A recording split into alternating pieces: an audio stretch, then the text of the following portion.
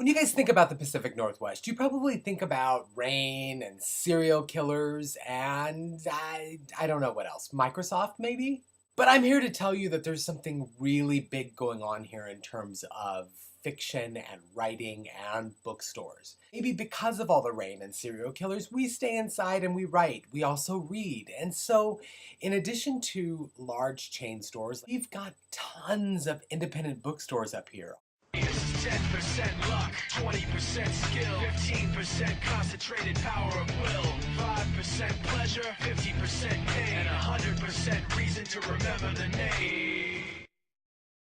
So this week on the YA Rebels, we're talking about our favorite independent bookstores and why they're important to us and why they're important to everybody. So I'm going to talk about two in particular out of all of these independent bookstores that are just awesome and seem to be clumped here just because I love them so much. Really. And the first one is University Bookstore, and in particular, the head of the sci-fi fantasy section, Dwayne Wilkins, who has tirelessly worked towards getting authors to come for events and things like that, and has built one of the biggest, most comprehensive sci-fi fantasy horror sections I have ever seen in any bookstore. Any bookstore.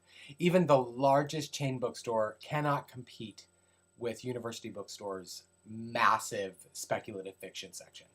And Dwayne is just a super nice guy. He's a giant among booksellers. And if you've ever met him, you know exactly what I'm talking about. He towers over me, and I'm 6'2", so when I'm looking up like that, you know I'm looking at a giant. He's this soft-spoken guy. He's really into the subject, and frankly, you could tell him any book, and he will know it like that, or he will get to know it in a second.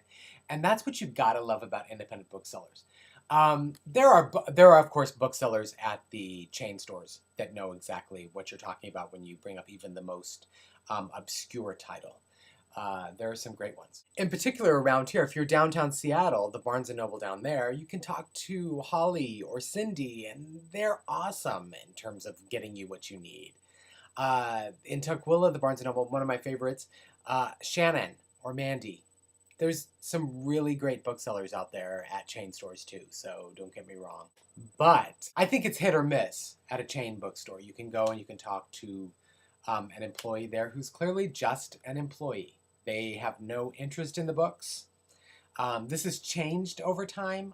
As the big chains bookstores, the superstores, have tried to hold on to their relevance, they seem to have lost a lot of the hand-selling component, which is so big for independent bookstores. And the reason why people come back and are willing to pay more, possibly, for a book when you know you're going to get something you like because the bookseller has established a relationship with you and with books and with titles that they know you're going to like. And I think that's fantastic. And Dwayne is really good at that. So if you ever get a chance to get up to Seattle, and if you're there on October 10th, you can come see me and fellow Rebel Gretchen McNeil. We'll be at University Bookstore, and Dwayne will be there, and he'll be talking us up, and it'll be awesome. It'll be great. So come out and see us if you're in Seattle on October 10th. And yeah.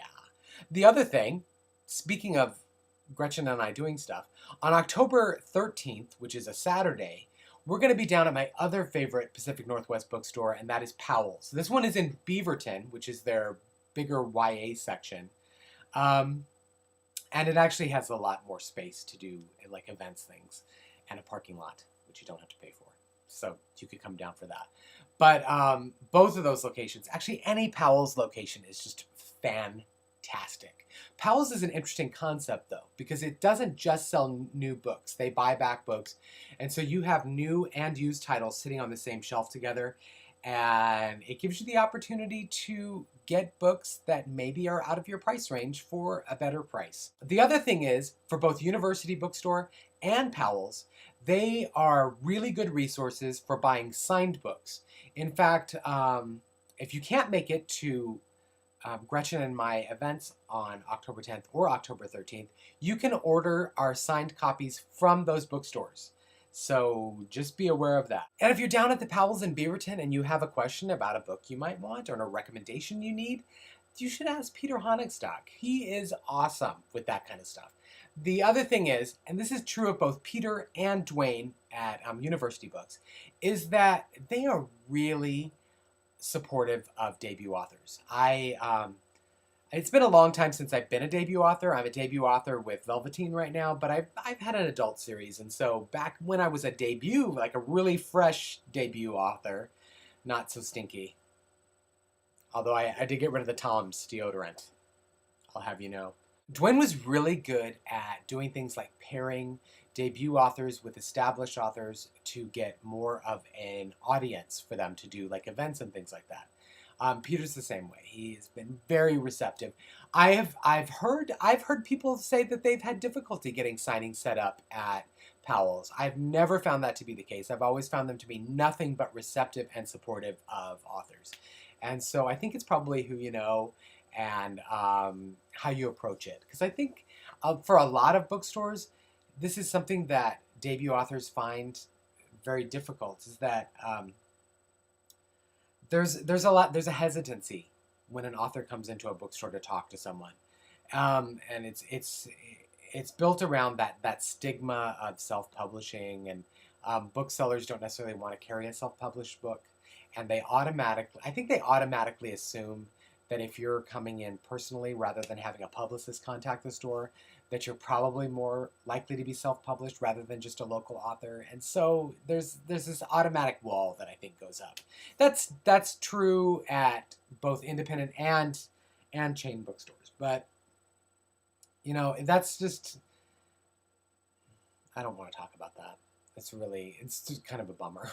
So yeah, what is your favorite independent bookstore where you live? I watch your guys' YouTube videos all the time, and something when it comes up, it just kind of hurts my heart, is that I hear you guys saying that you don't have any independent bookstores in your area, that it ends up being like you just have a Barnes & Noble or a Half Price Books, or you end up having to buy books from Amazon or Barnes & Noble online or something like that. And that just, it makes me sad because there's so many great independent bookstores out there. And the thought of them going away here, like they've gone away in so many towns and cities across America, really terrifies me. It really terrifies me. And that's not to say that I don't value ebooks, because I read on my Nook.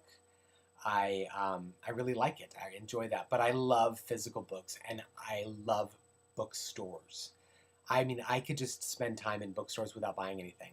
I like to buy things to support them, but just being there sometimes is enough to kind of get my juices flowing. Yeah, that's it. What are your feelings on independent bookstores and bookstores in general? Just the feel of it. I don't know. I love them.